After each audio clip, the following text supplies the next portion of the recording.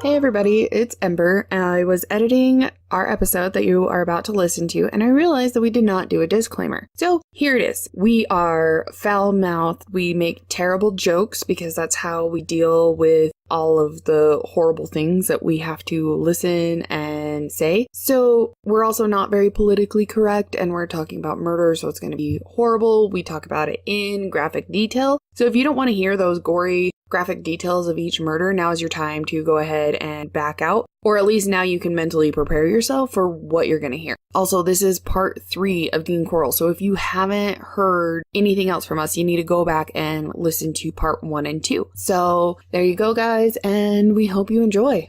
Meow. Hello. Welcome back, everybody. It's the final countdown. Okay. I was with you. I was like, sorry. Get it, man. I was like, do it. You guys, I did. Dun, the final countdown. I've never been so excited to end an episode. This is the unfortunate business, is that you guys get to hear us, but you can't see us. And I'm really considering starting a YouTube. A YouTube? Jesus Christ. YouTube. A YouTube channel and like recording us, because we both just started air humping on either side of the table while we were singing, and you didn't get to see it. Oh, apparently we did not get all of our shit out after doing our live. The winter drawing. Yeah, and that was a... And thanks again, everybody. Yes, so much for all of your reviews and support that way, because basically we would just be talking to ourselves. I think it's awesome that other people like to hear us talking to I'm each actually other. Shocked. I didn't think anybody would like us. Apparently we're fucking funnier than we think we are. Apparently. I don't know. I think we're pretty fucking funny, but some of the shit we say that like squirms out of our mouth holes. Fuck mouth. Make words. Make word babies. But we do have a couple of things before I want to get into this episode. Yes. Because we got some shout outs. Real quick, if this ever gets picked up in the living room, our husbands are watching The Great Wall. And so... Oh, yeah, they're doing beardy man things and having beverages. So if it picks up any noise, they're in there watching battle scenes and rubbing their beards together. We and rub fucking beards. Doing man stuff. All right. Our wombs... Our womb rooms touched. Fucking beardy promises. You see them in there, and they're not Eskimo kissing, but they're rubbing their fucking chins together. So like next time they tell us fucking hammers, garbage, we'll be strong. Oh my God. Beard rub on 3. Oh my God. Oh, I'm so sorry, Quinn. Anyway, love you guys. Okay, anyways, shout outs. First one is to Chris and Sean with the Childhood Remastered podcast. So what they do is they basically go through and they watch like all these cartoons that we all grew up on, and then they talk about it. They're fucking hilarious. I was reading. I was listening. Donis. Fuck. Get it together. Anyways, I was listening to their one on like Ren and Stimpy. So they cover like all the good ones. Yeah. Oh, I'm gonna have to go home and start that. Mm-hmm. I didn't know you were listening to it. Yeah. But it sounds fucking awesome. Yeah. So anybody else, if you're into that kind of thing, go and review and subscribe to them while you wait for us to put out episodes. And also, Holly and Morgan, who I haven't had an opportunity to meet via the interwebs and get to know, but they are the Sisters Grimm podcast. Fuck me. And this is the thing. Like, we're not high. We're not even drunk. No. And mouth words. Not happening. Doesn't happen. Close the door. Thank you. So anyway, Holly and Morgan with Sisters Grimm podcast, they do horror, true crime, and like all things creepy. It's fucking awesome. They're hilarious. Highly recommended, because I've gone through and listened to several of their episodes. They're quite enjoyable. Their one on Ted Bundy, I can't, because she like sings and she calls him Teddy Buns, and I'm like, fuck. I'm never going to be able to say his name again. Now it's going to be one of the... Because we sing things. Yeah. It was so funny. Anyways, so go and support them as well. And then our new friends, Lindsay and London with Corpus Derelicti. Thank you. The Body of a Crime, which I think they just shorted it down. Wow. Ooh, we're going to fucking struggle today, aren't we? This is going to be such a shit. You know what? It's because we started playing too soon. Mm-hmm. I don't know. Maybe when we get into the thick of this and it starts getting a little serious. Like anticipation. Yeah, maybe. Where we're like, okay, let's ramp up to fucking talk about little boy rape. Yeah. Anyways, okay. Get your fucking giggles in because you're going to fucking need that little bank of happy for later. Exactly. God. Anyways, they just put out their first episode and it's an unsolved and it's at least a 2-parter. So it's really interesting and, because I had never heard of the case before. So if you guys are waiting and wanting to listen to another true crime thing, go and check them out. And also, John and Kim with Nightmare on Film Street, they do a horror movie podcast and they do, like a head-to-head as well. Yeah. Which is really cool. And if anybody knows anything about me, Angel, I love fucking horror movies. Yes. Love them. And even if I know I'm not gonna sleep, or that I might possibly piss my drawers a little, because I'm about a pee pants motherfucker, I still watch them. It's my favorite thing in the whole planet. So go check them out, support them, rate, review. Yes. And then also Chelsea and David with Based on a True Crime. Sorry, I had a burp. That was... see, and I'm enjoying a very tasty apricot hef right now, and it's the first beer I've had in quite a while, so if you hear me cut a burp out here or there, I apologize in advance. Or I might just edit. That I don't even care. I don't. It's a tasty beer. Chelsea and David. They're a married couple, which I think is adorable. And so he loves, like, horror movies. She loves true crime. So what they do is they go through and, like, the things that connect. So, like, movies that were made after, like, serial killers. Fun. Or, yeah. Okay, guys, if you're listening to this, and I hope you are, and if you're not, I'll just Instagram message you. But go back and watch the movie Copycat, and then get back to me on that. Yes. Because that would be a great episode. Not that I'm telling you what to do with your podcast, but it would be a good episode. Anyway, moving on. And The Peaceful Peony. Yes. She does all sorts of crafty, fun shit. She's on Etsy, and she has... Find her on Instagram as well. Yes. But on Etsy, she had sweet, like, those rice bags, but they were, like, all Star Wars shit. And I was like, dude, and those are my favorites. Me. Like, when my joints are all fucked up, I keep those in the refrigerator or in the freezer so that I can pull them out instead. Like, if you don't have a freezer full of rice bags, you should. And you should get them from The Peaceful Peony. Yes. And she called Dean Dead Coral, and I fucking... I laughed so hard because then I was thinking of The Walking Dead and the whole... Coral. Oh, yeah. Oh, my God. Yeah. Coral. So then I was like, Dead Coral. And I had a moment. I actually now, when I was going through my information for this episode, every time I read the word coral, it was coral. Coral. God, we're simple. Oh, yes, we are. Okay. So, recap. Real quick. Fast like a bunny. Episode 1 is when we go over Dead Coral and his whole life of apparently just wonderfulness. He never did anything wrong. He was a sweet baby, a wee lamb. And then... He just cared about all the neighborhood kids and did all these amazing things and gave out free candy and got excellent marks in the military. Yes, he sure did. But then he started getting this weird relationship with a boy, and then it just went so downhill from there. So rogue. And then we walked over like 20 murders. Oh, all the times he fucking, tortured and raped and then buried little kids. And the things that he used, torture board, the glass pipettes. Into the penis. Cracking it like a glow stick. Chewing off dicks. Bag of dicks. Oh my God, the Santa sack full of scrotums.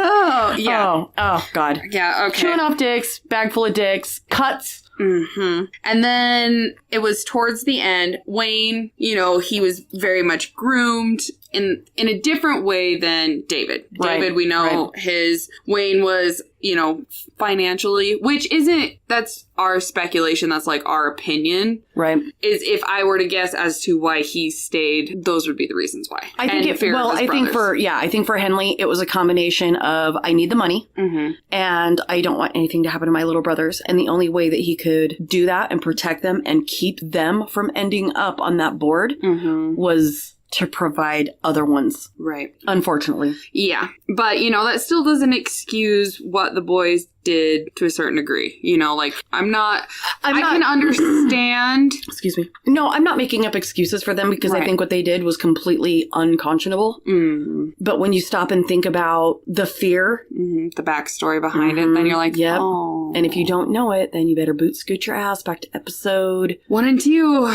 Part 1 and 2. Part 1 and 2. Yep. So, which would have been 10 and 11, and now we're on 12. We are. Okay, so all right. The last murder that we knew about was on February 1st, 1973, of Joseph Lyles. And we know that Dean had also moved to his dad's house at 2020 Larimer Drive in Pasadena. And Wayne had left to join the Navy, but he came back. There was obvious tension building. Right. Pretty much all sides knew one or the other was going to go. Some explosive shit was going to go down. Because I think Dean knew that the boys were plotting and scheming, and the boys knew that he was coming to, like, the end of his... Yeah, because, I mean, the boys are getting older. They're not wanting to be around him anymore. Maybe it would be time to kill and start with new. Right. Well, but David had already, like... left. Right, and he had a female that he had that was pregnant, and he was moving into that part of adulthood where, you know, going out and procuring little fucking toys for Coral wasn't gonna be part of a family man's life. Right. So I think that, you know, they knew that Dean wasn't gonna let him go. There's no way. And I think, I mean, realistically, if you look at a kind of relationship like that, that kind of fucking relationship where these two boys have gone and they've been bringing him fucking victims, it's not like you can just be like, well, high five, have a good life. Yeah, no. Don't raise your boy anywhere near 2020 Lamar Drive. And also at this time, Dean was also in the process of wanting to move back to Colorado, where his mom is. He probably missed his mommy. I don't know. Because he also had said, you know... do you think maybe that's why he went so fucking... like, heavy? Yeah. It's because his mom wasn't around? Maybe. Because when mother's... like, when the cat's away, the mice will play. Right. So maybe if mother wasn't around, that's when he was like, fucking bananas and chewing off dicks. And maybe... maybe he also thought, you know... Mom's not around. I eat a dick. Go eat a dick. Yeah, doc. Yeah, doc. Anyways, sorry. No, it's fine. Right. Anyway, back at the ranch. Anyways, he was going to move to Colorado. And when he was talking to his girlfriend, I guess from what I had heard, is she would say something like, don't tell David that I'm leaving. Like, David was the only one he didn't want to know, like, was going to up and go to Colorado. Which I don't know why. I don't know if that's like, I have no idea. Try to stop him or try to blame I don't know. him. I don't know. I think that Dean and David had a very weird relationship. I think they were very, what's the word I'm looking for? When you're like codependent? Yes. Yeah. I think they had a very weird codependent relationship, especially where David grew up around Dean. Yeah. And so if Dean left, even though it would be a good thing, I think it would have upset David. Yeah. I think so too. Or maybe Dean was going to split and then blame it all on David. Maybe. But then you would think and that like he would also... as a patsy. Yeah, but why? But why the fuck would he tell the girlfriend? Yeah. Well, and why wouldn't he care if Wayne knew? I have no idea. Maybe he liked Wayne more. Yeah. Or maybe she's just saying bullshit. I don't know. Maybe she lied. Potentially. Fuck, we don't know. Right? We don't. And this, like, come on, man. These people are fucked up. Yeah. I struggle with him. I'm so glad that we are done. This is the final episode. Final countdown. Oh, dude, I can't, like, every time you say it, I have to, like... I know. It's a thing. It just my happens. brain won't adult, and I immediately start doing, like, the hot rod. So there's that. Yes. But then what? But then what? I don't even know where we left off. What we were just talking about. We giggled, we fucking sang, and my brain was like, no, we're not. Now that we don't know that there's, that there weren't any killings between February and June of 1973, there's evidence that suggests otherwise other things were taking place. And maybe it was just because he didn't include the boys. But he went pretty fucking... Yeah, like in this part, because we don't know of anything between February and June of 1973. However, we do know between June and August, there was at least 8 more boys That's what I'm saying. I think That's a lot of... Well, and he went hot and heavy. Mhm. Like, he was pretty much treating his weird little pedophile murder addiction like Little Caesars dude, hot and ready. Okay, I'm not kidding. No, though. it's like, true. He went hard. He did. And anyways, so there's evidence that we'll talk about later that shows that there probably were more killings. And we already know that Dean didn't always kill just with the boys. He would Right. go out on his own. But this kind of seems like we were just saying, like the calm before the fucking storm. Because Right. you have all of this dead time that we don't know anything about. And then all of a sudden it's like, bam. Literally a boy or two, like a week. Yeah. Anyways, let's get into that. Okay. All right, let's go. In the month or so, leading up to the June murder. That was fucking awesome. The face you just made. Woo, goodness. Oh, God. Okay, Dean starts spiraling out of control. He was restless, wasn't sleeping, and he became a very heavy drinker and chain smoker. And that wasn't like him at all. No. He pretty much stayed sober, and he definitely didn't smoke cigarettes. He didn't, get into any that of would have been, It going would have back to that. altered his mind. Well, and it would have also aged him. Yes. If you stop and think about people who smoke and drink and yeah. So he had to keep his little pretty boy face, and he also has to keep his wits about him because it's not always easy strapping a boy to your board and fucking him to death. Sometimes you gotta have your head about you, I guess. I don't know. Anyways, fucking him to death. So what'd you do in your 30s? Well, it was a doozy. I fucked people to death. It's a good thing he's not alive still. Oh, somebody would have killed him by now. You think? I would hope. Or do you think people would be like, fuck that guy? Mm-hmm. He clearly has some unhinged issues. Bullshit going on. All right, Anyways, okay, so on top of the drinking and the smoking, he also developed a nervous tic. But it was his own type of tic. It was like that I need to rapey, stabby, torture little boys nervous itchy fucking tic. So he'd pace back and forth and he would just fly off the walls, instantly start screaming out of nowhere, saying that I need another boy. I need another boy. Almost like a meth head. Oh my God, that's fucking... Yeah. So I don't know what the fuck was going on in his little mind. Some kind of psychosis, I think. Mm-hmm. If you're pacing around like a caged animal. Yeah. And he also started, as we know, was scratching on his neck like that Dave Chappelle episode. You guys got any more of them little boys? Jesus. That's basically what he would do. But to have that kind of desire to kill, to rape, and to kill. Well, and he's also showing signs of what we know from most serial killers is towards the end, they start getting a little out of control. And this would lead for Dean some less calculated steps where before everything is very right. He would have a routine. There was a routine in place. Right. Excuse you. Thank you. Bless you. I excused you so I could bless you. Sorry. It's okay. He would have the boys reach out and try to grab kids just off the street. So now it's not a part of hey, come hang out with us. Do you think he wanted to be caught? I think so.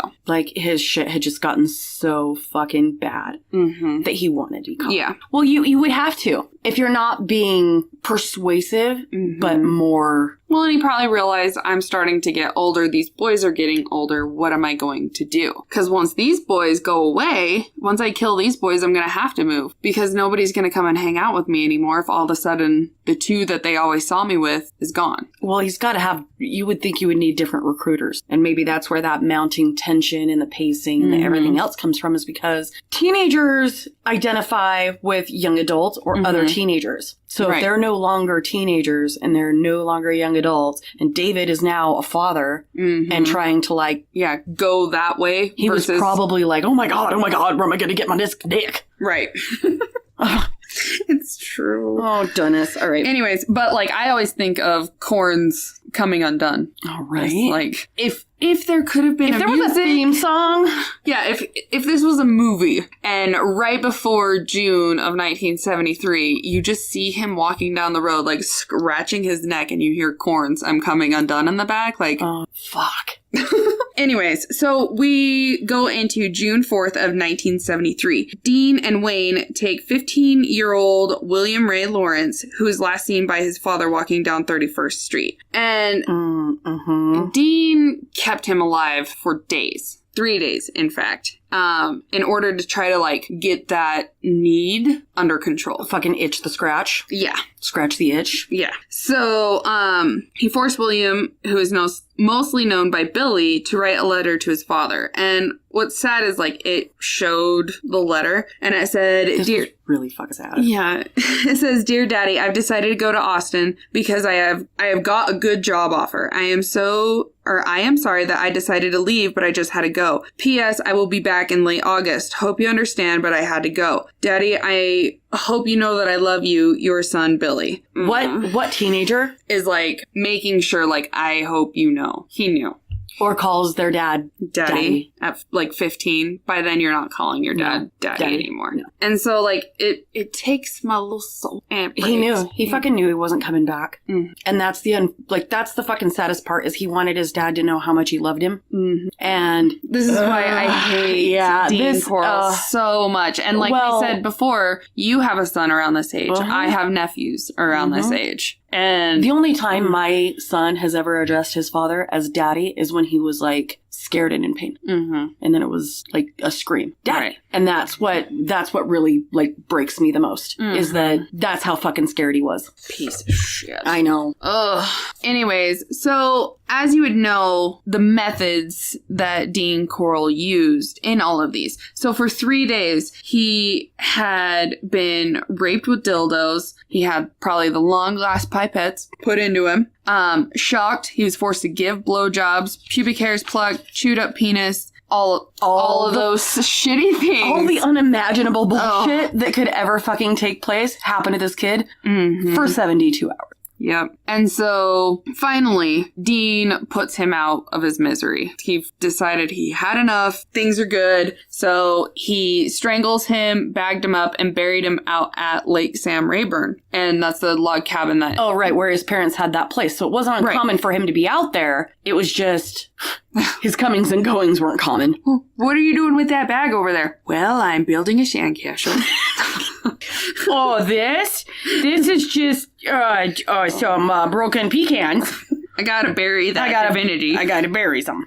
Anyways, so after the murder of Billy Ray Lawrence, it would only be 11 days before his tick came back. And so on June 15th, he would take his oldest known victim. And this was a 20-year-old Raymond Blackburn, who would end up, he was just a missing guy type of thing. He wasn't like he wasn't fucking missing. He got murdered, but he was added to the missing peoples. Right. And so he did the same ritual of rape, torture, and strangle, and he also buried him out at Lake Sam Rayburn. I always want to say Lake Rayburn Sam, and I don't know why. But then, you know what? Like, all these bodies that have been buried out there, it makes me really fucking hesitant for anybody to go get in that water. Right. Because I feel like tortured, bad spirits. Yeah, I don't know. A fucking supernatural has ruined me on that thing. Right? You need a salt circle. Let me tell you what you need to do. You gotta go find these bodies and pour some shit on them and burn them. All right, so hit us with July 7th. So July 7th, 1973, 15-year-old Homer Luis Garcia would be taken after he was telling his mom that he was going to sleep at a friend's house. And the day before, Homer had actually made holy shit. Twins!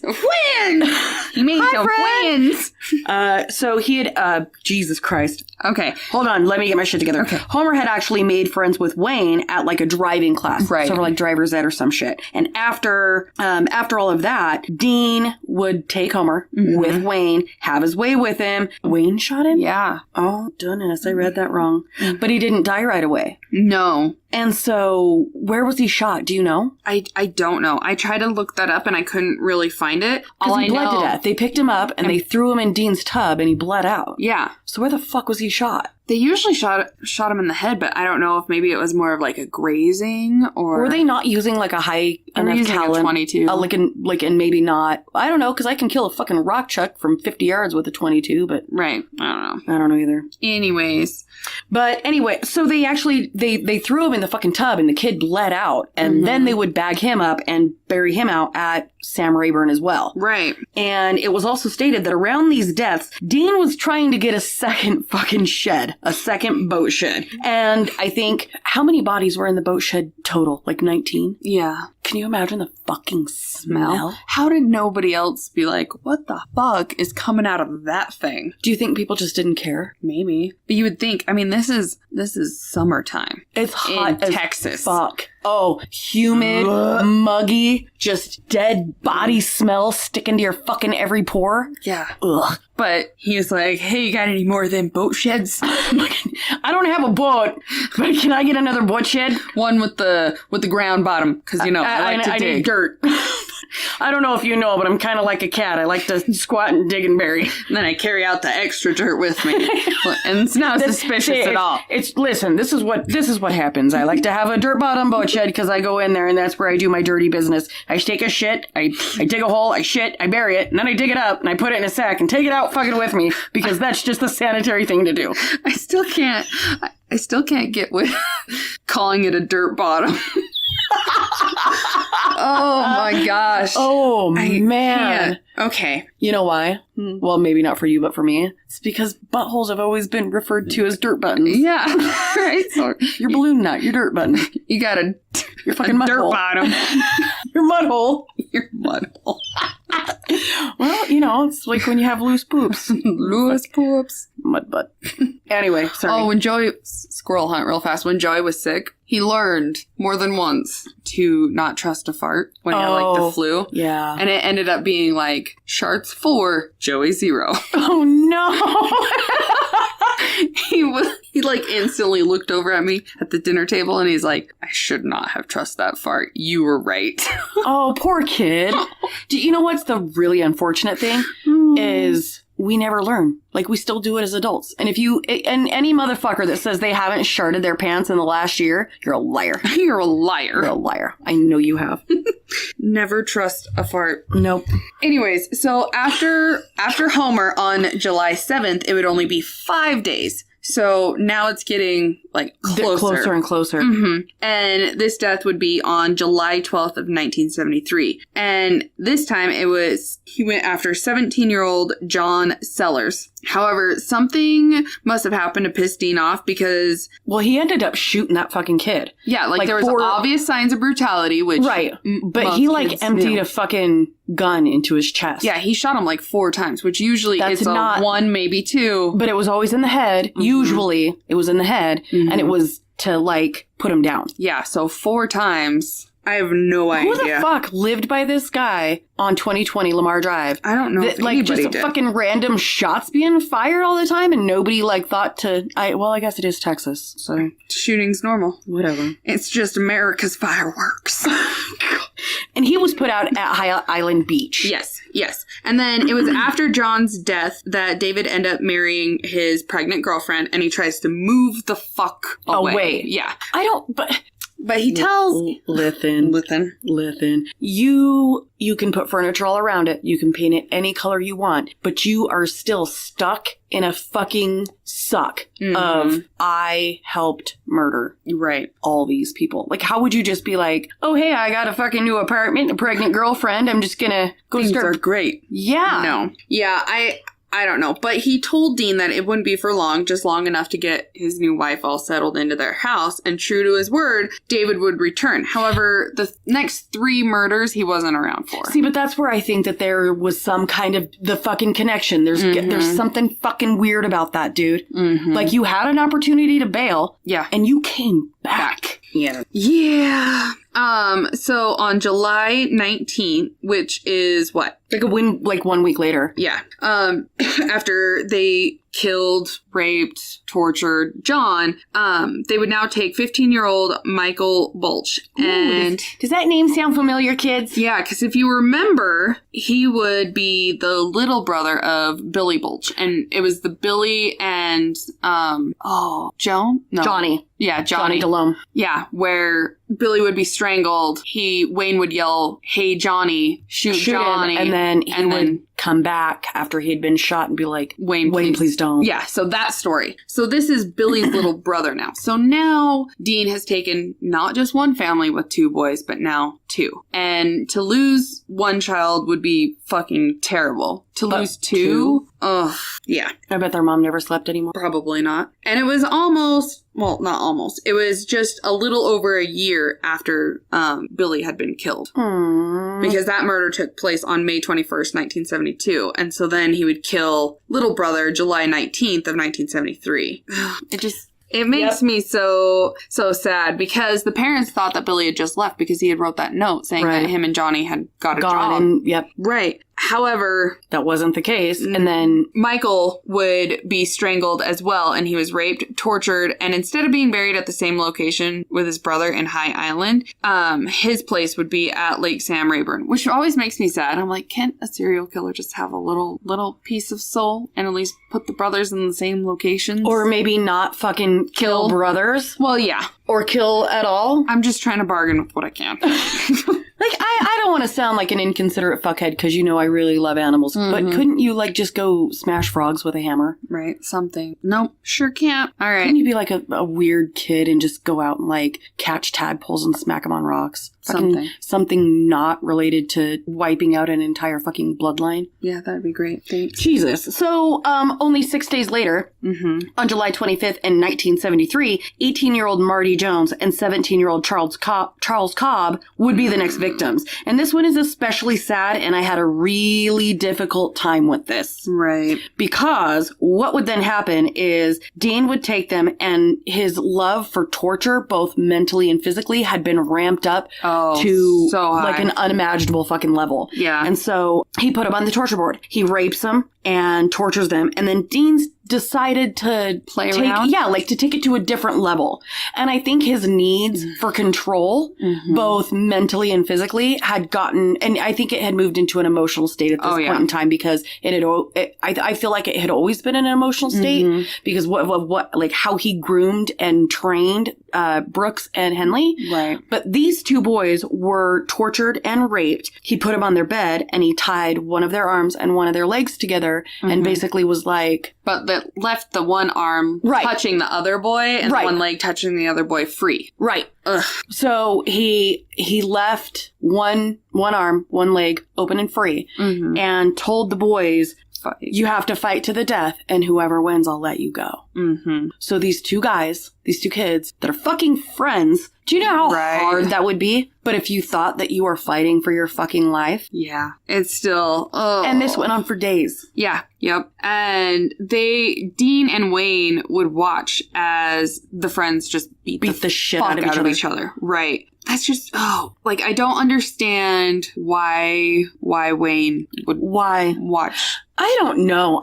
That's where I think, like, there was a part of him that enjoyed it, that liked it, that he would have, maybe if somebody else hadn't opened the door, he wouldn't have acted on it, but the fact that he had somebody that was already doing it made it easy for him to... That's my guess. That's why I'm like, I can't excuse what they did. No, because he actually, so he kept these kids alive for 2 full days and would intermittently like make them fight, do whatever. Let them take a break. Yep. Do a little torture. Like here, you've just pummeled the shit out of each other. But I gotta chew on your cock real quick. A nibble. I just need a nibble. Ugh, such a piece of shit. And so he would do this on and off, make them fight, And then torture and rape, and then finally, Dean decides that he's had enough. So he took Marty Jones and tied him back to the torture board, but made him watch as he returned back to Charles Cobbs, who was on the bed, and made Marty watch him rape his buddy. Oh. And it was violent. And then he ended up shooting, Dean ended up shooting Charles Cobbs. Do I look like a beat puppy right now when I do that? Yes. So he basically turned and like told Marty that he won or something. You would think that Marty would think, okay, if he's dead, that means I get to go free. So he probably had that like little sliver of fucking hope. Mm-hmm. Like, I'm at least going to see my grandma for Christmas. Yeah. But no. Nope. Because Dean went back in there, raped the ever-living shit out of him. And then took a cord from the blinds. And fucking strangled him to death. Yeah. That one makes me so sad. Yeah, that one was rough. Dude, if somebody tied me to you and they were like, beat up your friend and if you win, you live. Yeah. I'd be like, yeah, fuck it, we'll both die. Yep. I couldn't. I couldn't either. I also wouldn't sell you to a sex room. I also would not sell you. And if I did, I would just make sure it was lots of money. I'm just kidding. Just send my kids to a good fucking college, all right? Right? No, I couldn't. There's no fucking way. Like, even if I was faced with my life, I don't think I could ball up my fist and fucking hit my friend. I couldn't. I don't think I could either. I'd just be like, well. But if somebody was like, I'll give you $4 million to shoot her in the knee, I'd be like, left or right, bitch? What do you want? Like, right. I favor my left leg, so shoot me in the right. My left leg looks better, so go ahead and take out the right. Oh, fuck. Here, put it right here. Make it look good. Oh, man. So after that, the last murder that Dean would actually pull off and complete with total success. Mm-hmm. That sounds weird when you say that out loud. Yeah. How successful were you? Well, the last murder that I successfully completed was August 3rd, 1973. And David, like he said, he promised that he would come back and be present for this murder, was there. Mm-hmm. So here is, again, another example of Dean, like, coming undone. Mm-hmm. I'm coming undone. Oh, my God.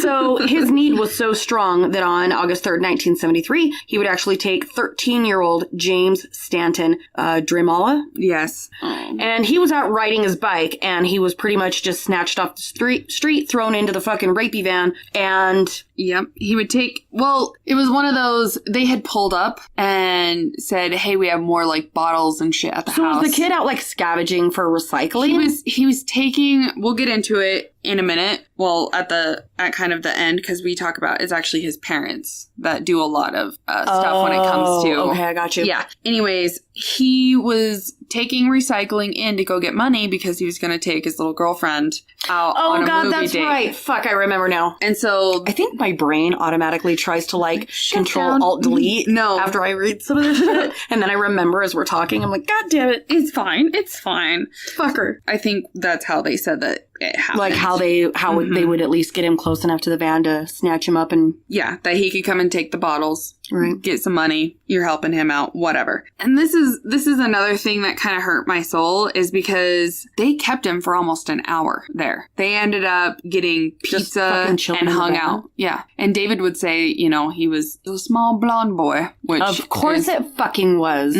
Yep. And so they somehow had to have calmed him down. However, he would end up being tortured, raped, and finally strangled. And then he was put into the boat shed. So he was the last one. He's like, I can cram one more fucking body, but that's it. I just don't know how, though. 19 fucking bodies? Was he in there playing, like, Tetris with dead boy bodies? I guess. I have no idea. You put this one in an L shape, and this one goes in a line. Yeah, because I don't think it was very planned out. I think, like, one was over here, one was over there. Well, didn't some end up being buried on top of others? Mm-hmm. Fuck, you would have to. It'd be hard to shove 19 boys into a boat shed. Ugh. Anyways, so quick... I want to know how big that fucking boat shed was. I'm sorry, I don't mean to interrupt you, but the more I fucking think about 19 goddamn bodies and how much fucking dirt you would have to take out of that piece of shit. Yeah. But, like, how big was this thing? Like, it obviously wasn't your average garage. No, I think it was like a storage shed type of thing, like the Right, but if it were the dimensions of like a rowboat or a powerboat, yeah, because we could fit a boat in your fucking garage. Go buy one. No, I don't know. Anyway, sorry. Anyways, so you had, let's see, June 4th is when he took Billy Ray Lawrence. He would take Raymond Blackburn. He would also take Homer Lewis, John Sellers, and Michael Bulch and Marty Jones and Charles Cobb. Mm-hmm. And then James Stratton Dramala, all in like a 2-month period. All of those boys, just one after the other, after the other, after the other. I just don't understand how the police were like, no biggie. Nothing to see here. Yeah. Nothing to see here. I don't know. And maybe they were. Maybe they were starting to get a little, which is why he was, more Maybe antsy and wanting to leave. Maybe. I don't know. Now is my favorite part of this story. And it all starts on the night of August 7th, 1973. Henley takes his friend Timothy Curley over because Dean needs to kill again. And if you remember, he had just killed on the 3rd. So now it's the 7th. So it's 4 days. Not even, oh my God. Mm-hmm. And so they're all at the house. They would end up getting super drunk and huff paint until about midnight. And then they would leave Coral's house to go and get sandwiches. And I don't know why Dean allowed that. I was going to say that's odd behavior for Dean. Mm-hmm. To let somebody leave the house. Yeah. Unless maybe he was ramping up for something extra. I don't know. And so it was at this time they picked up, Rhonda Williams. And okay, now if you remember, she was the fiance. To Frank Aguirre. Yes. And he was one of the boys that Dean tortured, raped, killed, went missing, and then she came really close to Henley. Right. So they have been friends ever since. Do you think that relationship was romantic directly after, or was it just a friendship? Rhonda had a kind of troubled past herself. Well, she was like a beaten, abused. Yes. Poor kid. Mm-hmm. And so the night that she ended up getting in the truck with Curley and Henley is because she wanted to run away to a safer place to avoid the abuse of her father. And so she jumps in. Wayne's like, yeah, cool. It's fine. It's fine. And so the 3 kids come back around 3 a.m. So they were gone for a while. So I don't know. What the fuck was he doing while they were gone? Like, what was Coral doing while they were gone? I don't know. Maybe prepping to try to take them both out? Because that was a long time. Mm-hmm. And I still think it's uber bizarre that he even let them leave. Yeah, I do too. But you can imagine they were gone for about 3 hours. They come back and they also brought a girl. So you've been gone for hours and you bring a girl. So this is where Coral hits the fucking roof. He is pissed off. So mad. Pissed off that there is now a female in the house. And so Henley is talking him off the ledge, telling him that it's okay. Like, everything will be all right. But Coral keeps telling Henley, like, now I can't go on with my plan. You ruined everything. He turns into like that weird little like preteen girl. You're ruining my life. Slam the door. Oh my fuck. Like from Superstar, you're horrible. Open the door again. You're horrible. Because you now ruined. You kind of ruined his plan. But Wayne is like, it's fine. Everything's cool. And somehow like calmed him down. And so the 3 teens then proceed to get wasted until they all black out. And Dean just kind of watches them in his creepy little boy toucher stare. Ugh. Fucking kid fiddler. Mm-hmm. So all kids, all 3 of them, get completely fucking shwasted. Mm-hmm. They get blackout drunk. Hollywood fucking high. Mm-hmm. And black out. So Henley wakes up and he's been put on his stomach. Mm-hmm. And he is now being cuffed. Yes. To the fucking torture board. And his mouth was taped too, right? And his ankles were all bound. Yeah. So what a horrifying fucking like realization that, but God, that would have been fucking karma coming full circle for that little fucker. Mm-hmm. That like all that time and effort that you put into doing that to other people and now it's you. Yeah. Ew, I shouldn't say things like that. That's not my place to judge.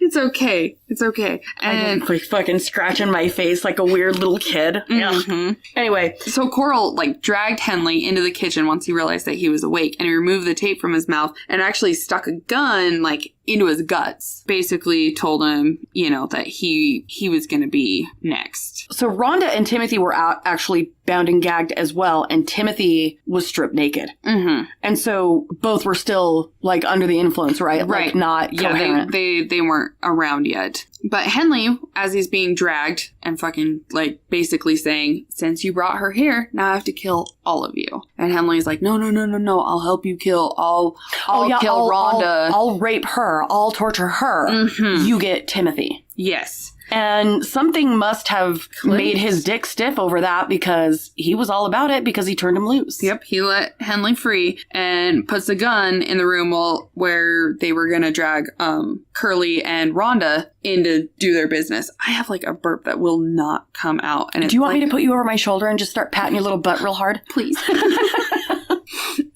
Oh, I'm going to take a drink. Dude, drink hard and like, force it out. And if there's any backwash in there, it's your kids. So at least it's your own DNA.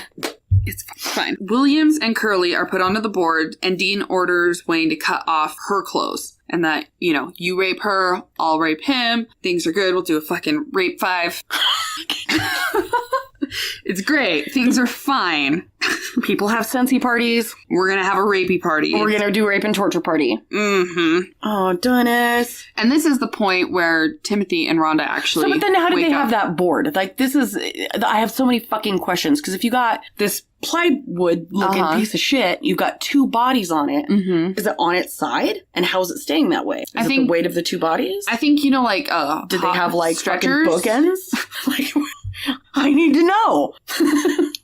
They were laid down like stretchers and tied onto it while they were passed out. And then I'm assuming because there's 2 separate boards. Okay, that's all right. That yeah. makes more sense now. Yeah, it wasn't like what are those doors? The revolving doors? Yes, but no, never mind. It's gone. Like a kitchen lazy Susan. Yeah. And flip it around. You've got naked people tied all the way around. They're just like on a pivot. It's like a Wheel of Fortune of little children. No. That's so bad. I know. Oh, God. 13-year-old so-and-so is next. Oh, all right. Okay. We are going straight to hell. You know that, right? Oh, this is so bad. And it's because we're just so nervous. I'm not nervous. No, like, he gives me bad feels. Yeah. It's just fucking awful. Yeah. Anyways. So, but then she, Henley actually removes her gag and she kind of looks at him. She's like, is this for real? Like, is this fucking happening? Like, what the fuck like, is are you going gonna, on? like, and he tells her, like, he's like, yes. This is fucking real life. And that's when she's like, are you gonna do anything about it? So part of me almost wonders if maybe, did she know? Did he think that he was gonna die? And when they went to go and pick up Rhonda, he's like, I need you to come with me to basically keep him alive because maybe he thought Dean wouldn't kill if there was a girl in the house. I don't know. I have no idea. And I want to know, but... the only way you're ever going to get any kind of information is if you write a letter to Henley. Mm-hmm. Yeah, about that. We need to get a post office box. We need to get a P.O. box. A P.O. box, because the last thing I'm going to do is write to a fucking murderer and be like, oh, by the way, I live at fucking 1515 Johntown Street. Right? No, thanks. Okay, I have kids. Mm-hmm. So Henley then sees the gun, and right now Dean is busy. He has his back to him because he's busy fucking raping Tim Curley. Did he start raping him? Mm-hmm. Like he actually? Oh yeah. Man. Yeah. And so Henley grabs that pistol and he shouts, "You've gone far enough, Dean." Like he fucking that little push over the ledge of how he always talked about. That snap. Yep. That's all you need. That one little thing and you're fucking... Because they had talked about wanting to kill him, but he just never had... The guts. And now he said it, so now... He's like, fuck it, I'm done. Well, Jesus, stop and think about how many of his friends even he's killed. Yeah, because Dean actually starts coming towards him and he actually says, I can't let you take any more of my friends. Oh. Yeah. Coral just looks at him fucking stone cold and goes, kill me, Wayne. And then he backs up and his last words that he ever spoke were, you won't do it. Shit. Well, boom. Guess what? Boom goes the dynamite. The best part happens of this whole story. Henley shoots him in the forehead, but it doesn't break through his skull. This is why I think they weren't using a high enough caliber weapon. Mm-hmm. And I think they may have been using a faulty, with a bad trigger. Maybe. Not firing pin is what I'm trying to say. Mm-hmm. Because if you shoot somebody in the fucking forehead with a 22, if I can smash a fucking rock chuck from 50 yards with a 22, right, you should be able to get through the skull of somebody. Yeah, not have it be like in those weird fucking movies where they get shot and all it does is fucking piss them off. This isn't the Hulk. He's fucking picking bullets out of his forehead. Because it's basically like, Yeah. Coral just keeps going at him. So then Henley fires 2 more shots into his shoulder, and that causes him to turn around and Spin and try to like flee. Right. And then Henley shoots him 3 more times in the back. And that's where he finally falls dead, naked, Thank God. in the hallway. Praise Jesus and hallelujah. I know. Like, I'm not even religious, but I'm like, thank you, Jesus. He's saying a little fucking, I don't know what God I'm praying to. Thank you for killing the Candyman. Well, and if that had happened sooner, think of all the lives that would have been spared. And the ones that hurt me the most are the brothers and Cobb and Marty Jones. Yeah. Exactly. So it's so wonderful because now we know that that was the last time that murderous piece of shit got to... He's done. He's done. He'll never do it again. The real fucked up thing, though, is Henley would go on to say that his first thought after he did that was how he thought Dean would have been so proud of him for being... like, standing up for himself. Yeah. Ugh. That even after everything, he still gave a shit what Coral thought about him. Ugh. Teenage years are fucking strange. They are. Like, your first thought was like, oh, he would be so proud of me. Oh, this person that was just raping my friend and was going to kill me too. Oh, he'd have been so proud. He would have been so proud. Oh, little slugger. Jesus. Daddy's little squirt. It's all grown up. God. So Wayne gets the teens off of the torture board. They like sit down, they make a plan, and they decide to call the cops. And what's weird, and this is where I get into that whole, I don't know how I feel about Wayne, because he turns to his friend, Curly, who has just been raped and watched somebody die. I mean, that's a big day for a 19-year-old. It's a big day for anybody. That's a big day. It's fucking not like a field trip, only kind of. Jeez, Wayne Louise. turns to him, and he's like, I've killed about 4 or 5 times. And do you know that I could have had $200 for you? Like, was that his way of being like, this is how much I like you? Because what an awkward ass your life is conversation. worth $200 to me. Hey, just so you know. I've killed a lot of people, and I could have got money. And I could have got money for you. And you know what I did instead? I murdered somebody. I would be so fucking freaked out if somebody said that to me. I'd be like, yeah, okay, so, I gotta go and never see you again. Okay, bye. I'm not exactly sure how I would have reacted, but me being me, I probably would have pounced on him and just started beating the rabid ass shit out of him. Right. Like, are you fucking kidding? You took me to this house. You knew what he was. And you brought me here? Yeah. My butthole hurts. You fucking asshole. You dick. The mud butt. God. You dirt bottom. Anyways, the police finally shows up, and Henley, like, almost shouts at him. And he's like, I don't care who knows this. I have to get it off of my chest. So, Snap. They're like, what happened? And yeah, but they didn't even believe him. no, well, they believed him when they came to the house and they saw Dean Coral dead. Right, and there's like dildos and torture shit and Yeah, that they kind get of to thing. walk in, and Right. what a scene. Well, and you A can't naked like dude in the hallway and an 18-inch dildo. Like, right. Well, and you can't there's fucking some questions. Listen. Listen. You can't negate that. Right. You can't pretend that away. You can't, I wanted to find this video because after they're finding Dean dead and everything, Wayne gets to make a phone call because he's saying, there's a lot more bodies, blah, blah, blah. And they actually let like a cab driver call him from his cab. And so this is the audio of him calling his mom. Because if you remember, he told his mom. Tried to tell her. Tried to like... Yeah. Be like, this is what's going on. Here's my confession. If I go missing, turn this in. So you can kind of hear, knowing that, like, the click, the tone of, like, I understand now all those things that you've said to me. Are true. Yeah. Okay. All right, play it. Here we go. Mama. Who's this? It's Wayne. Yes, this is Mama, baby. Mama? Yeah? I killed Dean. Wayne? Yeah? Wayne, you did it? Yes. Oh, God. Where are you? It's all right. It's all right. It's all right. Where are you? I'm out of this warehouse. Where? Out of that warehouse, CT. Can I come out there? Yes. No. It's on the Highland Park? You can't come. I'm I'm with the police, Mama. That's, dude, I'm a little weepy. Yeah, it makes me so sad because you can hear it When she starts getting all panicky and weepy and wanting to come and see him and different things like that. well, fuck, bitch.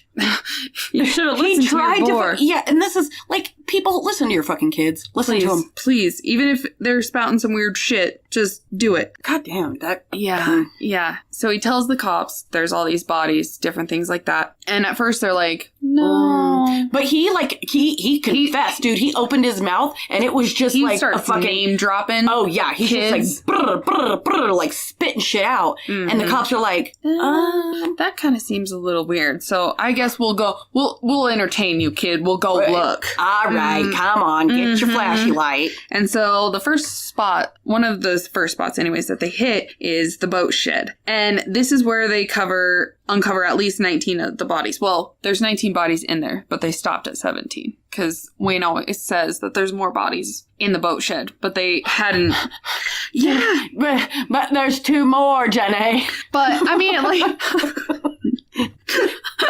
Jenny, Fucking get them boys out of that boat and, shed. well, and the cops were just like, fuck it, I'm done. Well, I guess in their small defense, you're in a boat shed. Oh, dude, in the fucking summer Summer. in Texas. August. And it's just hot and Enclosed. humid. Ugh. And if you look at the pictures, they're not wearing like fucking... No Tyvek suits, no hazmat, nothing. Those are They're some in there in 70s their fucking shorts. They're cut off denims and a fucking white t-shirt with some marbles rolled up in the sleeve. Yeah. And their faces. All All you just know it smells so bad in there. God. Well, and let's just stop and think about a decomposing body that's been wrapped in plastic. And some of them had started like sleuthing out into the muck. And so they're standing there like they've dug pretty much to their elbows, like as far as the people shovel will soup. go. Yeah. Oh no. And they were going to have to like dude. get an excavation thing to try to get to the last 2 boys. And they're like, fuck yes, nah. These 2 boys aren't worth It's just fucking not, yeah. renting we're a just, backhoe okay, for a minute. We're fucking dunsies. You've got, No gloves. no masks. No eye protection. Dude, when bodies start decomposing like that, the different kinds of chemical composition that like starts to, it's almost like that, like the ammonia in cat piss, only a body. Right. So your fucking eyes are watering, smells awful, their soup, their skin is coming off. Oh. If they weren't covered in a bunch of lime, though, that soil would be like Probably somebody's. What makes the grass grow? Blood, blood, blood. Yep. That's how you make people foods. Gross. Gross. So this whole time, Henley is just like, he's rattling off. But Brooks doesn't talk. The most he says is, yeah, I was there, but I didn't kill anybody. When I was reading through his written confession, it was lackluster, I guess. And so he would try to be like, well, you know, I don't know. I was there, but I didn't kill anybody. No, you didn't. You were just fucking the pizza delivery boy. Just bringing boys. The little boy delivery boy. Yeah. Well, but I don't know how someone can look another adult in the face and be like, well, I didn't kill anybody, but However, all I did was show up with him. And watch. Yeah. I watched. How do you watch a person be raped and tortured, though? I have no idea. Do you think he wanted to, or do you think he was made to? Well, I don't know, because there was reports in the beginning, like after Wayne was around for after he brought that first kid, he left, didn't know what happened to him, and came back and got his money. So they didn't always have to be there. Yeah. And so I wonder if Wayne wouldn't have blurted so much. I wonder if David would have ever said anything. Or if Dean would have just been a self-defense case, and if Brooks would have taken that to his grave. Probably. That's my guess. I feel like he would have, because he was very, very hush-hush still. He doesn't talk about it, but Henley will gab like a little girl on fucking first cell phone. Right? First sleepover party. Oh, yeah. Dude, just let me tell you about all the butt rape. All of the raping. All the rapings. These boys weren't going to amount to much anything. Or anyways, not anything. Anyway, fuck. I knew what you meant. Uh-huh. Moving on. So, the charges after they uncover all of those bodies. And there are still bodies. Like undiscovered. Because, I there's... want to go to Texas now. I'll go fucking dig. Dude, you know that boat shed's been concreted over. Like, whomever owned that thing, and once they realized what went in there, they either did one of two things. They tore it the fuck down and were like, fuck it, we're done. Or they went in there and they laid cement pad fucking everywhere. So that the next person that rented that boat shed couldn't bury raped little boys. Juju. Yeah. But there's one at the beach still, too. That fucking bothers me. Yeah. Why has nobody gone to dig them up? Like, even now, there's been enough time. Why don't It's they? just gonna be bones. Doesn't matter. Give them a proper grave. Let the families know. Get some identification. Because you know that there was lots of parents that died never knowing where their kids went. Yeah. And that's, you know what, dude? Fuck it. Let's quit the episode. Get your sand shovel and your fucking flip-flops. We going digging? We going digging. Perfect. We're coming to Texas. So watch out, y'all. No.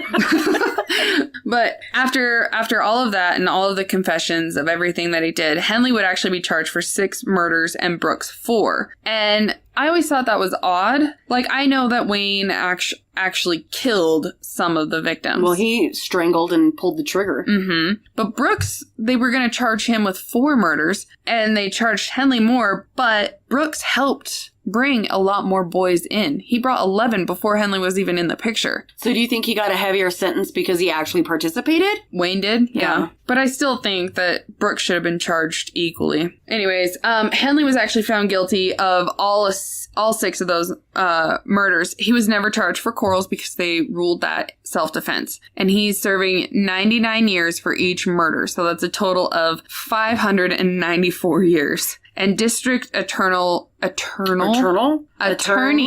Carl Vance had said that they were sad that they couldn't do the death penalty on them because this is the most extreme example of man's inhumanity to a man I've ever seen. That was a direct quote. And so he's actually, Wayne serving his sentence in Mark W. Michael Unit in Anderson County, Texas. So let me get this right. Brooks was only indicted for 4 of the murders, but he was charged with 1. Yes. Only one. Only one. Okay, so his attorney, Jim Skelton, would try to argue that he didn't kill anybody, he just led him to the fucking slaughter. Right. Like, that's fine. No biggie. You did all the hard work, bringing boys in, being able to lure boys. So you've been indicted for 4 murders. He only gets hit with 1, and he would try to make it look like Henley and Coral were kind of the masterminds, and he was just along for the ride, even though he was in it before. Right. Like, he was in it well before Henley ever decided to get involved. Mm-hmm. Ew. Yeah. So thankfully for the assistant district attorney, Tommy Dunn, would say that his defendant was in on the killing. It was a murderous rampage from the very beginning, and you were his cheerleader, if nothing else. You giant sack of shit. Like, you encouraged it, kind of a thing. Mm-hmm. Well, at least participate. They're like, you know he was in on it, is what they would say. Mm-hmm. Yeah. Yeah. So that's kind of telling you a little bit about it, like, about his presence, though. You know what I mean? Like, you didn't kill anybody, but you were fucking there. Yeah. Yeah. But, I mean, then you go back into that whole thing of they didn't really, when you start getting groomed that young. It's so hard, though. It's 12 years old? Yeah. 12. And he had known him since he was 9, because he was getting candy at that point. So basically from 9 to 18. Left and came back. Mm-hmm. Still wanted to be where he was. Mm-hmm. Anyway, he was found guilty and charged with life in prison, and he is now in the Ramsey unit at Rocheron, Texas? Yes. And the one... Rocheron? I'm not even familiar with that place, and I lived in Texas. Anyway. Texas people, if we're saying that wrong, please. Yeah, you should definitely let us know. Where's Derek? Right? What the fuck is this place? We need assistance. The one kind of sad thing with this whole thing is every 18 months, either David Brooks or Wayne Henley is up for parole. So from 1979, I think, is when they were actually convicted. So from 1979 to now, every 18 months, one or the other is up for parole. Mm-hmm. And that's sad because James Dramella? I don't know how to say that last name. Anyways, his parents, Elaine and James Sr., have to relive their son's death because they go every time. Every 18 months. creatures, and they're like, this is why these fucking animals need to stay in here. Mm-hmm. And so there's no healing for that family. They literally relive every disgusting detail of their son's death and every boy's death. Mm-hmm. They're kind of like the spokesperson. Well, I think they had also said that now they're like the only couple that is the only parents that are probably still living. You eyes up here. I'm Listen. sorry. No. Let me turn this off. Focus. Sorry. I am the squirrel. Wiggle your bun back and forth. Okay. Sorry. No, it's fine. It's fine.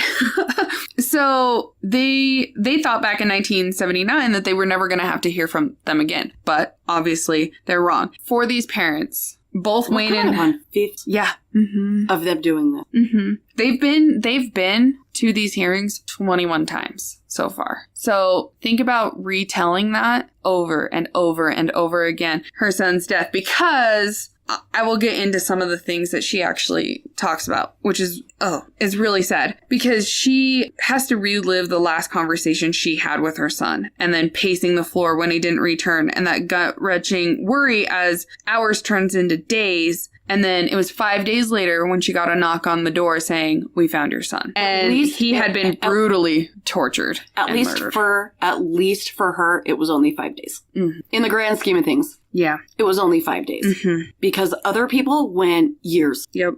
Exactly. Ugh. And so then she talks about how James was planning on taking his girlfriend to see the movie the following night, so he wanted to run and go and get cash. And she talks about how she begged him not to go because she didn't like him riding his bike after dark. And James, walked up to her, reassured her. Give her a hug. It's okay, Mom. It's fine. I got it. It's fine. I'll be right back. Do you know that the heart stab I just had, because my kids do that all the time? It's fine. I'm fine. I got Even it. when you're like, yeah, I don't want you to go, I'm when like, you have that feeling. I would prefer that you didn't. Yeah. Like when my kid, especially on busy days, Mhm. like right now for the rodeo and everything else, and my kid hops behind the wheel of her Jeep. Yeah. And I'm like, Could you maybe not? she's like, let's stay home. Let's She's make like, fudge yeah. and watch movies. Yeah. She's like, that's fine. And I panic. Mm-hmm. And so it would be gut-wrenching to, have you know and be like, I don't want her to go, but I reluctantly let her anyways, Yeah. and then that happened. Yucky. So 21 times they have to relive those moments, and still to this day, James's dad can't even speak about his son's death without breaking down. And he always, the last time that they kind of talked to him, he would say, I just cannot bear the thought of these guys being released. I can't bear it. As this guy is breaking down, he's 90 now. Right. I think it would be different if his kid had passed away from some weird childhood disease or something accidental, but it wasn't. It was a fucking brutal rape, torture, he was lured in. Mm-hmm. And after 4 decades, it's still so fresh to them. Oh yeah. I've always said this to everybody, that when you die, it should be peaceful. It should be euphoric. When you transcend to wherever the fuck you go afterwards, your final moments shouldn't be fear, pain, panic. Right, exactly. And so they're kind of in a panic. I think the last one that went up for parole was David Brooks, and I think that was in 2015. That's pretty recent. Mm-hmm. Yeah. And ooh, I'm gonna start saving up my fucking pennies. I want to go to one of his board hearing what's for his pool, and just be no, slap him on the nose. No, bear, just fucking you stay in the prison. You stay in the prison where you belong. Eat the bad food, right? Punk ass. Mm-hmm. So anyway, so they fear that after they pass away, that the boys may be able to be released one day. Maybe. Which is sad. Fuck, man. The mom of baby Brianna just got fucking paroled, and that fucking cunt should be burned at the stake like a fucking witch. Because, the witch she fucking is. And if you guys don't know who that is, we'll get into that on a different episode, but you can also Google it, whatever. But she's a horrible shithill of a person, and I think she should be smeared in fucking honey and fed to I don't know how she got paroled. I don't know what kind of magic hand jobs she had to do. I don't know where she's gonna work or where she's gonna fucking live, because she's gotta change her name. That's gotta be the only way that she's surviving, because she got paroled a month or so ago. Yeah. And if anybody really knew what she did, I hope she dies. Car fire, you cunt. Yeah, cunt. Anyway. You wee cunt. So both of the boys or now they're old men. Maybe both of them have been denied parole the most recent time. So their fight kind of continues. So we'll see how it goes. Brooks still, you can't really find fuck all or nothing. He talks about as much as as Dean Corll's brother Stanley does. Well, yeah. If you don't say it out loud, I didn't do it. Mm-hmm. And maybe that's his thing. Maybe. I don't know. Is like his guilt shuts him down because Henley's a chatty goddamn Kathy. He does. He even sells artwork. I gotta look that up. Yeah. Is it good? It's random. It's like landscapes or women. Some of them are actually pretty cool, though. Huh. I'll have to look it up and check it out. He refuses to pay anything that has to do with his past. Like, nope, won't fucking do it. And he doesn't go to his parole hearings, though. No, he doesn't. At least as that's the last that I knew. And I can't remember when that article was put out. So I have a weird thing where, like, maybe Brooks really doesn't think he's as guilty as he is. Mm-hmm. Because if he's going to his parole hearings and he's still, like, continuing, then, and he doesn't want to talk about it, he still thinks he didn't do anything wrong. I think he looks like a piece of shit. Have you seen what he looks like now? He looks like an old pedophile himself. But if Henley's not even going to his parole hearings, he knows. Like, yeah, well, Henley was a bad criminal because he immediately, like, diarrheaed at the mouth. He fessed up to everything. He didn't have to admit that he had physically killed any of the boys. He just, like, had a conscientious, like, fucking Niagara Falls from his brain to his mouth. It's like opening the fucking slot on the beans at the coffee shop. Just exactly. Oh, man.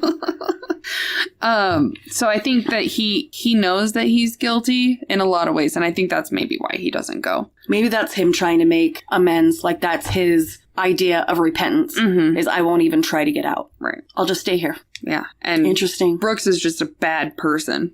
Interesting. There's actually a movie about him that is called A Madman's World. It hasn't come out yet, and it's been something that's been, like, brought out, put on the back shelf, brought out, put on the back shelf. And I actually follow it on Facebook, and it keeps trying to give release dates, but then they never fall through. So I don't know. That'll be interesting too. I'm excited for that. We should have a sleepover. We should get rid of the children's. Have a drunken debauchery of have a talk and a drink and watch murders. Yes. I guess actually in the last interview, the video interview that Henley did, he actually still tears up about everything that happened. Do you think he's genuinely sad about what he did and the victims, or do you think it's theatrics? I don't know, to be honest. I think there's a part of him that probably definitely feels very guilty and has to live with that because he was the one that finally snapped and was like putting an end to it because he didn't want his friends to die anymore. And then he immediately was just like, blah, blah, blah, blah, blah. So I don't know. I was like, go again. I looked like a turkey. Oh, Dennis. So yeah, I don't know. So don't they stay in contact? Henley and Rhonda do, which is weird. Like, interesting. Even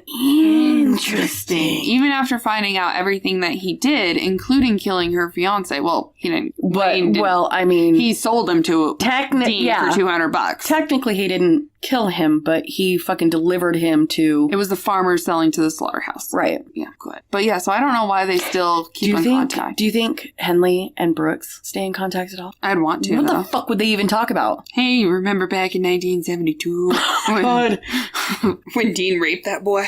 Yeah, you don't have many good conversations. What would you even say to that person? So he still talks to Rhonda. They keep in contact. And doorstop mouth. Is she married now? Does she have children? I don't know. I didn't really look that much into her because I just didn't give a shit. So, like, would you be okay, though, with that? If it were, like, flip those roles. No. Would you be okay with somebody continuing contact with that person who's in prison that did this kind of stuff? Yeah. Because I'd be like, no. Oh, no. No, you're done. Sadly, Timothy Curley. They did an interview back in 2009, and that's kind of when they found out more about Rhonda Williams and about him. And after that, very shortly after that, he ended up committing suicide. So I think having to relive that night again was too much. I don't know. So a total of 44 boys reported missing in the Heights area during this whole time. Yeah, which we've talked about before. And not to mention all the other reported missing children that happened like in the surrounding areas, even before 1973. And we all have that theory of Dean probably killed way more. Oh, there's no telling. Way more. Which really fucking, it curls my brains to think about how many undiscovered bodies could be at the Bolivar, Sam Rayburn, High Island. Yeah. And he had even admitted, remembers, that he had killed somebody in California once. So where are all these bodies? I don't know. Let's go walk our dog. Because apparently that's the way you find dead things. Perfect. Get your dog. Get the dog. I'll get mine. We gotta find a femur. You get yours. I'll get mine. Go to the beach. Kick some fucking dirt around. We're gonna find some people. I'm sure Pudge will fucking find it. Fat little shit. Kratos won't even walk. I can't even get him to walk to the driveway. Who am I kidding? Anyways, some other kind of like interesting facts is while digging the last victims before they tapped out, which was Marty Jones and Charles Cobbs, they found an isolated arm bone and a pelvis in that same hole, basically, that same spot. However, they had found 27 victims. They're like, fuck it, we win. We're number one in serial killing, because before and they called the fucking dig off. They were like, yep, we're done. Outsies. Even though Wayne had still said, you still have to find Mark Scott and Joseph Lyles. And later, like 10 years later, Joseph was actually found in 1983. But Mark Scott still not uncovered. Yeah. He's not been discovered. And that isolated arm bone and that pelvis, that DNA doesn't match the DNA that they have for him. Oh, fuck. So we don't even know who that is. Did that would DNA mean like from the arm and the pelvis match? Like, were they from the same bod? Yeah, but none of it matched Mark Scott. And so this kind of thinks that there's like at least a 30th victim. Jesus Christ. Supposedly. Supposedly. There's now 30 victims. So specifically. We gotta go unthaw this meat. Oh, shit. Okay. You're right. Anyways, in January of 1973, there was another little gap of murders before, from like November to February, I think it was. Right. There was another gap. But in January, the three of them were suspects in the disappearance of 16-year-old Norman Larmer Prater. And he had moved to Dallas for school, but he actually like went to school with Wayne. He always came back to the Heights on the weekends. And he went missing in January of 1973 and was never found again. Just never seen again. And given the fact that he went to school with Wayne, he was in the Heights, they think that he's a possible victim. He's somewhere out on High Island under a fucking clump of beach sand. And so in March of 1973, and remember, we don't know anything from February to June. Just remember, guys, that if you're at the beach and you drop food in the sand, don't pick it up and dust it off because it might be dead body sand. Dead body sand. The 3-second rule does not apply. You could be eating somebody. It's okay. They turned into little salt crystals. It's fine. So, goodness. March of 1973, the same time Dean moved to Pasadena, a couple had reported seeing people burying what looked to be a body in Galveston. Yeah. County. Galvatraz. And they actually identified Dean, Wayne, and David. However, there's been no search in that area. Oh, no. Dude, I wonder... Well, so Hurricane Ike fucking ripped through Galveston not that long ago. It was like 2008 or 2009 because I was living down there. Where the fuck did they put that body? I don't know. Why didn't it get washed out? The water table's way too fucking high. If the water came up during that hurricane, it would have unearthed that shit. So where the fuck did they put it? I don't know. And it bothers me that they're like, you identified these three and they were burying what looks to be a body. That kind of fits his MO, a fucking fuckery most foul, but we're not going to look into it. We don't give a fuck. Why? Why? I would be like, I want to find all the dead bodies. All of them. Where the fuck is that thing? I don't know. No, dude, I have a really hard time with this because every time there's a fucking hurricane or even like a real serious tropical storm, it fucking floods and everything comes up. It doesn't settle further down. It gets washed up. All right. Get your shoes. Right. We're fucking going to Galvatraz. Let's go. So in May of 1973, again, during that window of unknown murders, more people had noticed 3 men digging at the beach, and later they actually identified Brooks for sure. A positive identification on him. And this sighting, again, never investigated by the police department, the Houston Police Department. All They're right. like, we got our 27. We don't give a fuck about all these other things. Do you think they were just like trying to stay out of the spotlight like further? You would think that if you're... Like you might as well go, like if you're going to go fucking big, Yeah. go big. Go big or go home. But you would think that you would, if you have a person, Positively identifying somebody that has a fucking known history. and there's even a boy that you know that has been murdered, and you still don't want to look for him, you're still going to look like a shitty fucking police department because you can't even get the rest of the bodies that you know are there. Buttholes. Officer Doofy, repetitive dirty. Then there was the Polaroid. The Polaroid picture. Shit. We're both just really having a hard time. My mouth babies are coming out all stupid. Their parents are closely related. Fucking hills have eyes falling out of my mouth. I think it's just that end of the week thing. It is. Like it's been a long, rough week, I think, for everybody. And doing this yeah. for the past month has been a lot. Anyway, so there was that picture that was actually found in Wayne's belongings that he had stored with his family and that they had found after his arrest. And it's an unidentified boy in cuffs, and he's strapped to something on the ground, and they say that it's next to Dean Corll's toolbox. It's kind of grainy. I'm going to post it on Instagram. Is it like in a home or in the van? It's in the home, I think. Interesting. Mm-hmm. And this boy hasn't been matched to any of the known bodies, and Wayne actually says that he has no idea who the boy is. I think that Wayne just grabbed pictures for evidence to put in his little like confession box, and maybe never looked at it. But he says he doesn't know who that boy is. But my guess is sad. If he's strapped to something in next to Dean Corll's toolbox, he's in the house. He's buried somewhere. He's in the house. Oh, he didn't make it out. I want to find the guy that did get away. I do too. Do you think that person is even still alive, or do you think they killed themselves? I don't know. That would be so sad. I don't know that I could fucking continue on if that kind of shit happened to me. Right. I don't know. I don't either. But that brings us to the close. The end. Now, Dean Corll, he's about as useless as handing eunuchs condoms. I still pointless piece of shit. Yeah. Ugh. Dude, I still am like upset to a degree that he wasn't tried and convicted and like on trial. And having to hear that he'll never be able to touch anybody else again for the rest of his life. Let him go to fucking prison where the real rape happens. Something I needs it. Anyways, Dean Corll, born 1939 and died in 1973. The Candyman killer, the Pied Piper, rusty trombone player. The fucking old man boy raper. Ugh. I'm really sad for all those families. That's a lot of kids. It really is. And especially the fucking duos. The two families that lost two. And he was so fucked up with his method of tortures. There's just going through and like reading on serial killers, because we've got a lot. And some are just birders. Some are just murders. Just birders? Some are just birders. They're just the birders. Right. We're the Ferg birders. We're the Ferg. Pitch. That was a good one. We're the Ferg birders. I want to make that on a fucking shirt.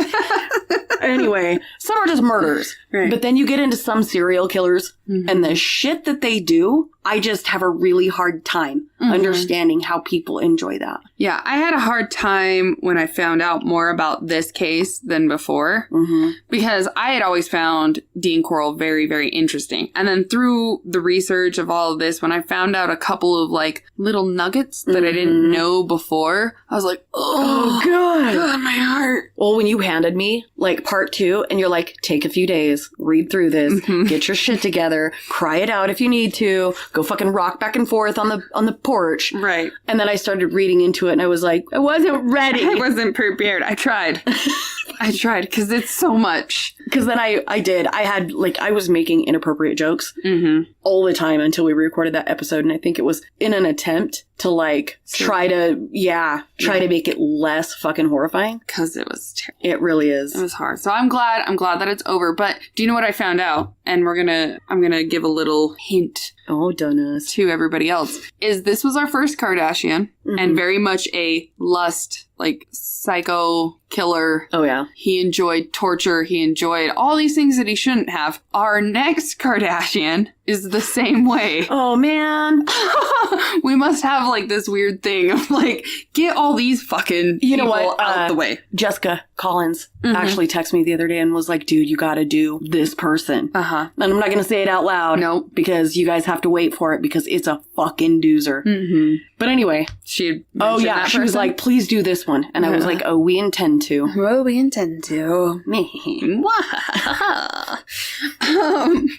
the fuck? What the fuck? So, Dean is dead. Wayne and David are rotting in prison. Life in prison. And that is the end. Oh, the Candyman. Oh, I'm so glad it's saga. Done. Now we get to take a break from this one to jump into something else that's equally horrible. Ooh, I know what's next. Yeah. And that one is... Fuck it, tell him. I don't care. No, I'm gonna leave it. Okay. I'm gonna leave it. It's fucking horrifying. It's bad. And it involves youngins. Youngins committing murder on other youngins. Yeah. And it was a little difficult while I was researching. It was a little rough. Yep. So... But find us. Yep. We are on Facebook and Instagram and Twitter.